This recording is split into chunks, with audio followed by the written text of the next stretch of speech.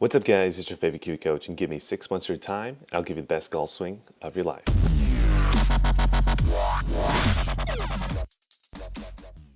So welcome back to the channel. In this particular video, we have another client before and after video for you today. And this will be a little bit of a checkup from a previous before and after that we have done. We got some really amazing results as well. We had some interesting feelings that we had to feel to be able to get the results that we got. So let's go ahead and jump in and get into the video. But before we get into the video, I want to give a quick shout out to our sponsor, and that is Kiwi Golf Japan. If you're too busy or you just can't make it out to our locations for lessons, Kiwi Golf Japan is the membership site for you. With over 220 plus videos of golf instruction, we have everything on the site you could possibly want. So go ahead and check out that link down below, and now let's jump into the video. So like I said in the intro, this particular video is a little bit of a blast from the past. We've already done it before and after on this particular client, but we had some updates. We had some really good changes in the third lesson. So I want to go ahead and take a look at the first swing of the second lesson, because the first swing really still showed a lot of his old swing. And then I want to take a look at one of the last swings of the third lesson, because we got some really amazing results. We're completely changed the top of swing position as well as the transition move. So let's go take a look at the before swing and then the after swing, and then from there we'll start the video. So this will be the before swing right here.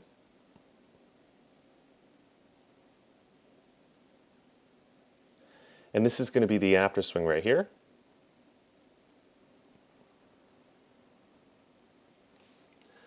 So as you can see, there were some massive changes with the top of swing position as well as the transition move. So at the very end of this video, we're going to get into the exact feelings that we had to feel to change the positions that we're trying to change. But in the first part of the video, let's just explain what positions we actually changed, right? What checkpoints did we change? So let's start off with the top of swing position, go into kind of the three main ones that we're focusing on, and then from there we'll work our way down on the downswing. All right, so as we get up to the top of the swing, the first thing that we were trying to change was going to be the positioning of the club shaft. So the before swing, he was obviously very crossed. In the after swing, he's much more in the laid off position that we prefer. So when it comes to the body part, that's the direct correlator for that. It's going to be in the wrist, right? Are you pronating or supinating towards the top of the swing? Whichever one that you do, you're going to get a different club shaft position. So for this particular player in the before swing with the right wrist, because he's a left-handed golfer, if you were to supinate your right wrist, that's going to actually cause you to get into a cross the line position at the top of the swing. Now, if you take a look at the after swing over here, he had a little bit more of a pronation move at the top of the swing, and that was actually getting him a little bit more into a laid off position at the top. So that was the first position or checkpoint we were trying to change, and that was the direction of the club shaft at the top of the swing. Now, the next checkpoint we were trying to change was going to be called club head height. So how high is the club head or not relative to the hands? So if we go ahead and take a look at the after swing here, we can see that the club head is going to be quite a ways above the hands, which just means he's doing something with his wrist called ulnar deviation a little bit more than he was in the before swing. See, whenever your before swing has a little bit more radial deviation or more wrist hinge, that's going to cause the club head to get lower and lower, right? Because the wrists are going to be a direct correlator into the club head height. Now, also you could say the elbow movements as well, elbow bend is going to be a direct correlator to club head height as well. But for this particular player, he actually didn't have too crazy bend in the elbows, so it wasn't the biggest deal for us. It was more so the ulnar deviation or radial deviation, or basically the wrist movement was the direct correlator in this sense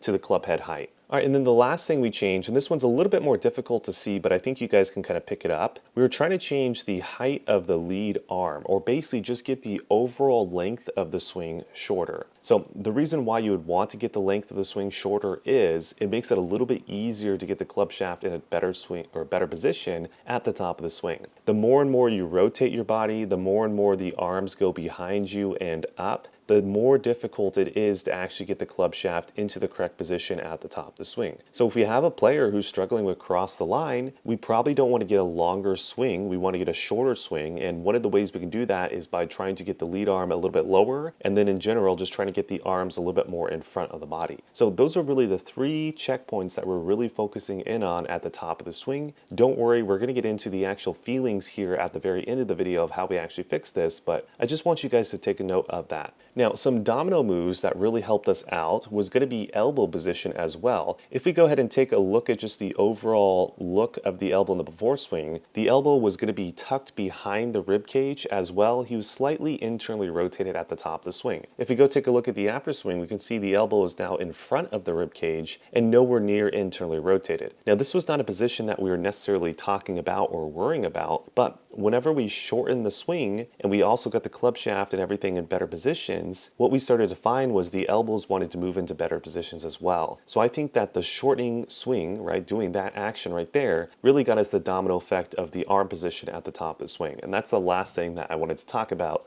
with the top of swing position. All right, the next thing I want to talk about is going to be the transition move. So as he starts to transition, take a look at what the club shaft is doing here. So as we can see, the club shaft is gradually flattening in the before swing, absolutely. However, the issue is because he started from such a cross the line position, he hasn't flattened enough relative to where his hands are dropping down towards, right? So if your hands drop down really quickly, you're going to have to flatten the club shaft a large range in a short period of time. Typically, one of the best players, like let's say a John Daly or like a Matthew Wolff or someone who swings from a cross line position, you typically don't see him have a very quick transition. Now, Matthew Wolff might be one of the only people that does have that, but if you take a look at his top of swing position relative to maybe like a John Daly, he's actually not so crossed compared to most of the players who play from a cross line position. Typically, those players, if they're crossed at the top, you're going to find that they have a really slow transition and the hands don't drop down so quickly. So it gives them a lot more time to flatten the club shaft before they kind of get into that position 5. This player, however, was going to be dropping the hands down quite quickly,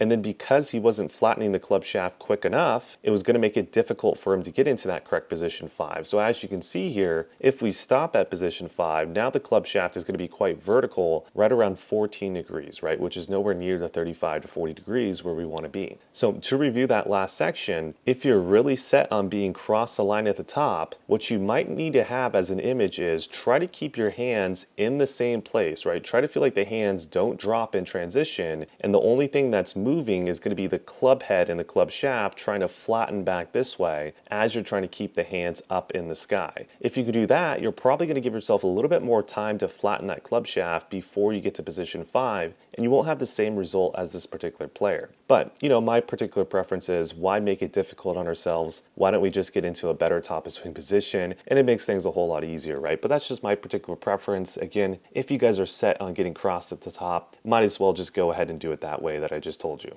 Okay, so as we take a look at the after swing, now that we're in a little bit more of a laid off position, watch what happens as we start to come down. So from this position to this position, we're seeing that the club shaft is pretty much falling parallel. And then as we get into position 5 here, the club shaft has pretty much fell parallel. Now, because our starting position was a whole lot better, we flattened the club shaft a lot less, but look at this club shaft position. We're at 31 degrees, which is a lot closer to our position that we want at position 5. So in my opinion, because we're in a better swing at the top, or sorry, better position at the top, we had less flattening we had to do, pretty much no flattening, and we still got into a better position 5. In my opinion, it's just a much simpler swing to have. All right, that's it for you guys on YouTube, but before you guys click off the video, let me give you some quick wrap-up points. So when it comes to the cross the line at the top, remember the two options. If you're going to want to continue to be crossed at the top, you're going to have to really focus in on what your hands are doing in transition. The more and more you're crossed, the more likely you need to keep your hands in that static position. Don't let them drop as you're flattening the club shaft. That should get you into a much better position 5, and then from there make sure to apply that steepening torque so you don't continue to flatten the club shaft and then get underneath the plane. The second option, which in my opinion is the better option, you can actually get laid off at the top. So if you want to do that, identify the opposite body motion, which in this case is going to be a supination in the wrist, and then also you can add some forearm rotation in there as well. Focusing on that how much and when, you guys should be able to fix that top swing position, and you guys will also be, I think, ready to go, and it would be a lot simpler option. But if you guys are continuing to struggle with your golf swings, make sure to check out the Kiwi Coach 6-month program. Remember, we have launched the online 6-month program, so any of you guys out there who can't reach our physical locations, check out the Kiwi Coach online 6-month program. If you can reach our physical locations, we highly recommend going to the physical lessons. Those are typically going to be a little bit better